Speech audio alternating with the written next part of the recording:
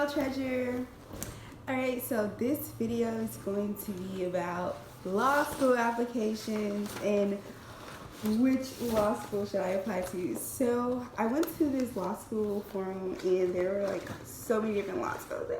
Oh my gosh, I have all of these different brochures of different law schools to potentially apply to.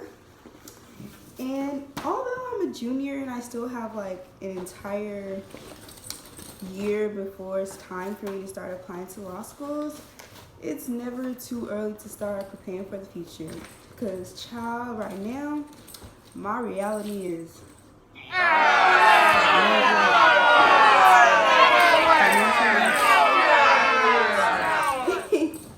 just kidding.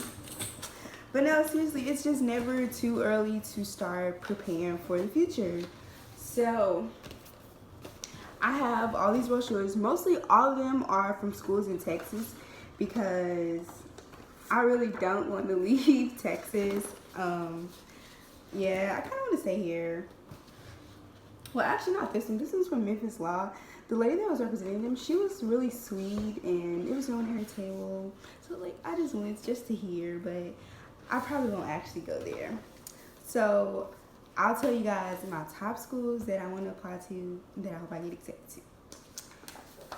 Alright guys, so these are my top schools in Texas.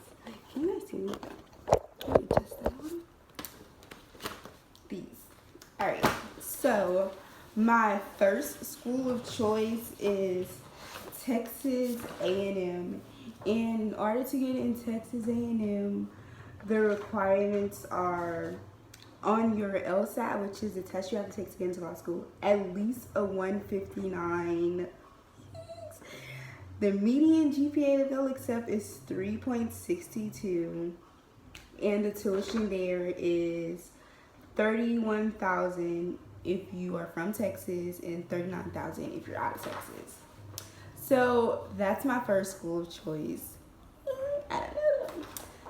My next school that I would probably, ideally I would like to apply to, it would have to be Texas Tech.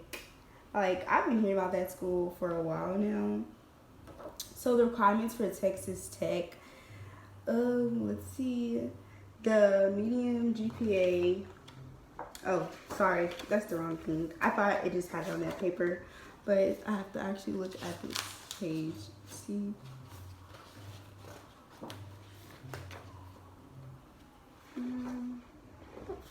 And my next school of choice would be U of H. So far we went over Texas A&M, which is my first choice, then Texas Tech, which is my second choice, and now my third choice, which is U of H, University of Houston downtown. Like, I would like to apply there, but the only problem I would have with it is so close to home, and I hear it's not good to go to school really close to home.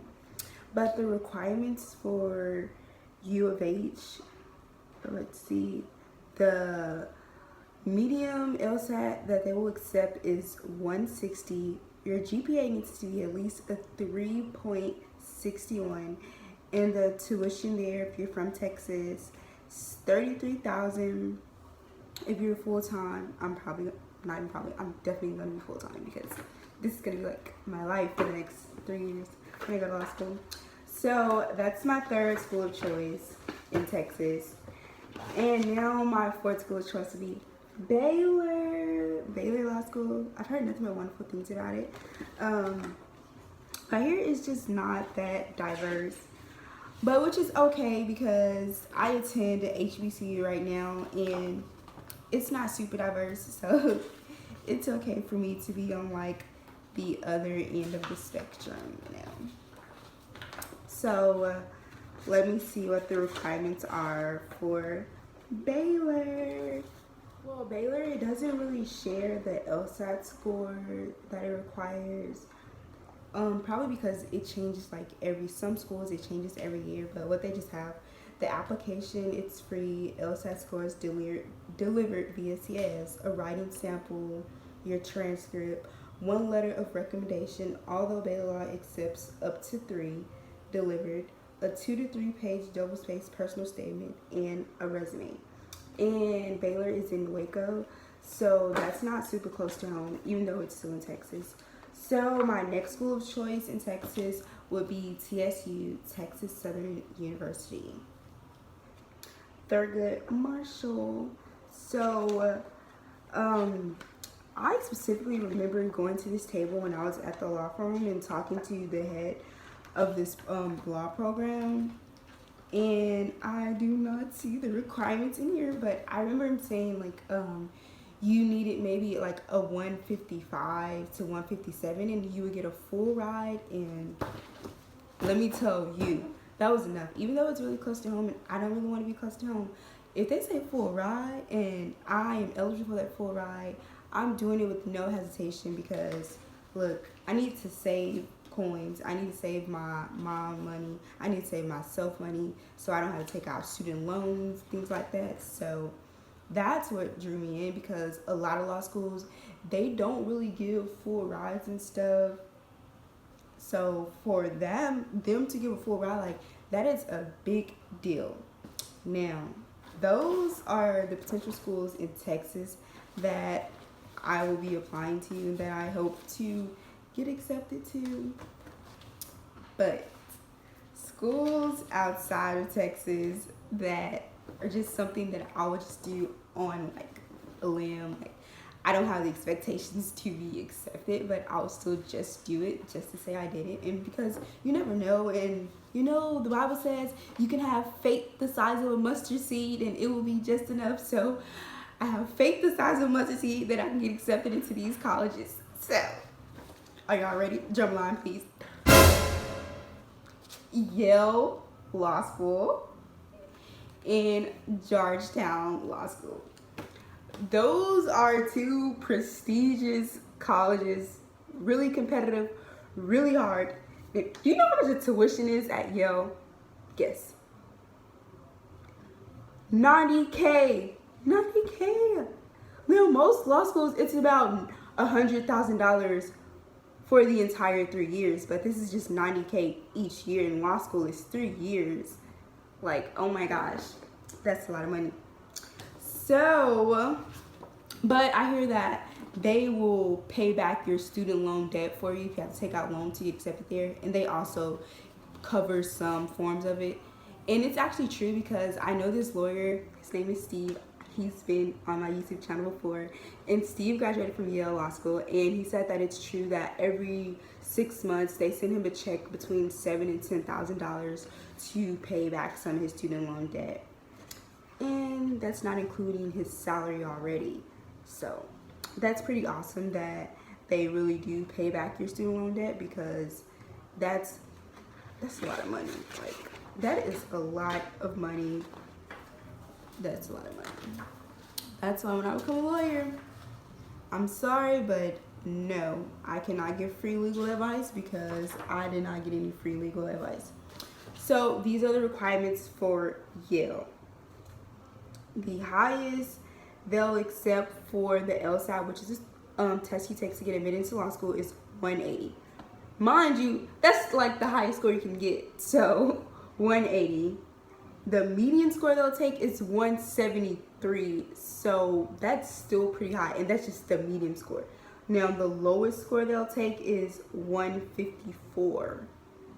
So, like, that's not bad. This is really, like, I feel like that's feasible, and, like, I could potentially reach that goal. The lowest GPA they'll accept is 3.48.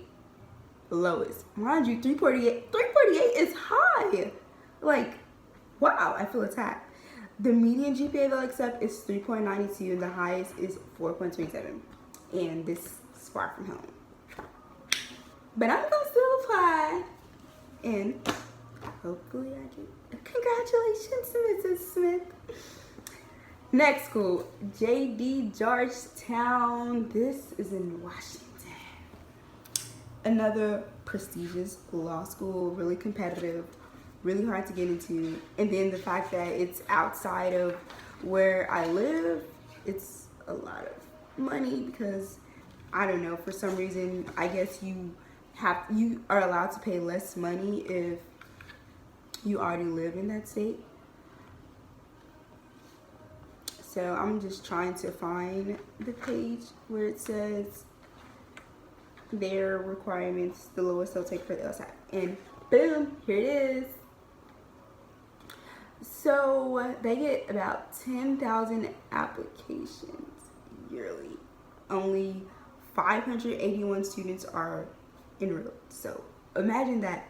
10,000 people applying and only 500 being admitted. Like, wow. Well, 581 to be specific, but I just said about around that much. So the amount of females of color is 27%. I'm a female. I am a female of color, so only 27%. Like, whoa. Like, OMG. So the median LSAT score that they will accept is 167. Again, this is feasible. Like, I'm like happy, you know, that they're all of the like lowest GPA they'll accept isn't like in the 180s, because that's somewhere near a perfect score, and I don't think that I would get a perfect score, but I do think I would get around 167. So that is the median LSAT score they'll take, in 3.80 for their GPA. Then in the 75 percentile, 168 for the LSAT and 3.90 for their GPA. 25% of the admissions, 163 on the LSAT and 3.56 as their GPA. So based off of that, what law school do you guys think I should apply to? I'm going to apply to them all, but which ones like I feel like I should focus the hardest on to meet these goals and these requirements? So honestly, Yale and Georgetown, the dream schools.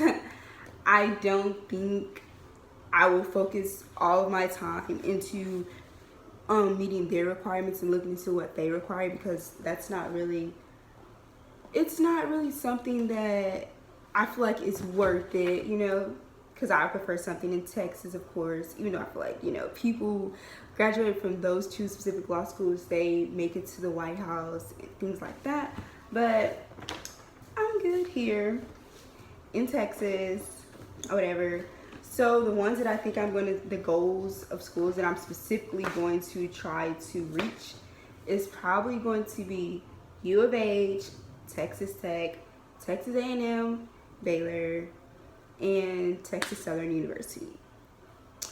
I hope you guys enjoyed. If you have any suggestions or ideas on what law school I should specifically work on or which goals I should meet, let me know. And when I actually start applying, I'll do a follow-up video.